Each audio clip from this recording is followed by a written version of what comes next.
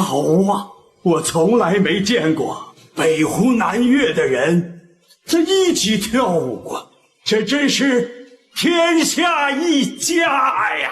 这是李渊当上太上皇以来最开心的一天，他紧紧攥住二郎的手，激动的心情溢于言表。北湖南岳在一起跳舞的场景是他做梦也想不到的，而自己的儿子却做到了，这也让他不由得为自己有李世民这么个儿子感到自豪。公元630年，李靖在李世民的派遣下击败了强大的东突厥，而当李渊得知自己害怕了一辈子的敌人被消灭后，这让他激动的内心久久不能平静。汉高祖刘邦当年被匈奴围困在白等，一直到他死也没有报成仇啊！李渊不禁想起晋阳起兵的日子，当初为了北面不受敌，他甚至主动向突厥称臣纳贡。如今二郎仅仅登基4年，就将他害怕一辈子的祸患彻底解决，这让他十分欣慰。看着一旁情绪不高、疾病缠身的张婕妤，李渊强打起精神：你也不要总是这样，振作起来，准备去太极宫的庆功宴。自从退位之后，李渊还是第一次来到太极宫。他在张婕妤的搀扶下，对着文武百官招手示意。皇位上的李世民看见老爹后，急忙起身上前迎接。然而，就当李世民想接过李渊的时候，张婕妤却下意识地紧紧握住了李渊的手。李世民回了他一个眼神，张婕妤这才垂下眼睛，让出李渊的胳膊。李世民搀住太上皇的手臂，引他入座，接受朝臣们的庆贺。此时，大唐周边的大小国家都纷纷派出使臣来到长安归顺臣服，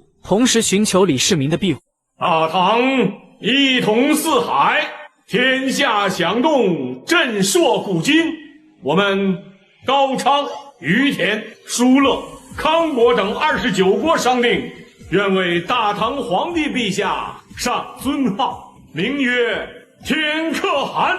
希望天地四方接受天可汗庇护。李渊不可思议地看着这一切，他实在是没想到二郎的武功已经大到如此地步，竟然有29个国家愿意向大唐称臣。可更令他吃惊的是，李世民竟然拒绝了这些国家的臣服。朕管理的是大唐，你们还要朕管理你们的国家，朕看就不必了吧。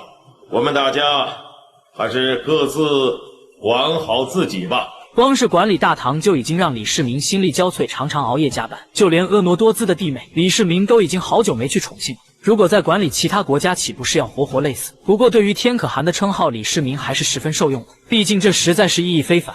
中原有句古语：天视自我民视，天听自我民听。天就是民，这位天可汗这样与你们一起共保四海太平，万民安康。不得不说，李世民仅仅登基4年，便让大唐坐上了东半球话事人的位置，如此实力真是旷古未有。而在李世民结束演讲后，各国代表纷纷献上精美的贺礼，并展示着各自的才艺表演。宴会也逐渐到达了高潮，只见一群来自天南地北的人共同载歌载舞起来。一旁的李渊见到这一幕，不由得老泪纵横，心情激动。他缓缓起身，看着眼前这不可思议的一幕，接着走向李世民，亲切地拉住儿子的手，激动地说道：好啊，我从来没见过北湖南岳的人这一起跳舞啊！今天真是大开眼界。此时李渊对李世民以前的种种不满和怀疑在这一刻都化为乌有，反而十分认可这位大唐的太宗皇帝。他甚至后悔自己为什么没有早点把他立为太子，毕竟只有同为皇帝的人才能明白天可汗这个尊号是多么的尊荣与伟大。而此时此刻，李世民的心结也终于解开了。他一直想用一个强盛的大唐向老爹证明自己才是太子的最佳人选，如今他终于用实际行动得到了父亲的认可。随着宫廷宴会的结束，有不少别国使节选择暂时留在长安学习，这其中就有一名日本的使节，他被我们大唐的宏伟壮丽给彻底征服。这些是我近日在大唐的所见所闻，大唐的建筑瑰丽雄伟，不是我们国家所能比的。不知能否向你们要一些建筑方面的图纸，我们回国之后也好模仿。这个并不难。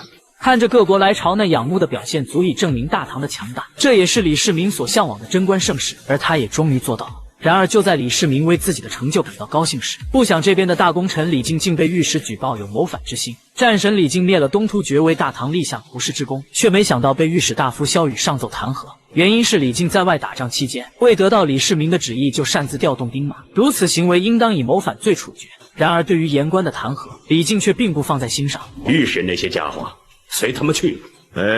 李世民劝他要谨慎些，不要得罪朝廷那帮御史大夫，否则以后有你好受的。接着询问李靖该如何处置此事，毕竟国有国法，家有家规。这位军神表示自己擅自调兵，完全是为了追击协力。陛下知道，气口到长安，千里之遥。若等陛下的手制，早就贻误了军机，让竭力跑掉了。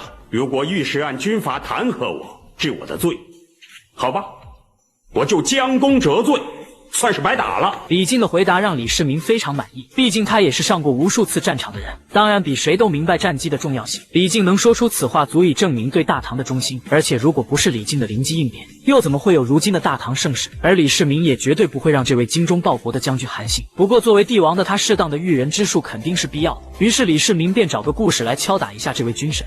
隋朝10万岁，击破达头可汗，立了大功。可是隋文帝没有赏赐他，而是把他斩首了。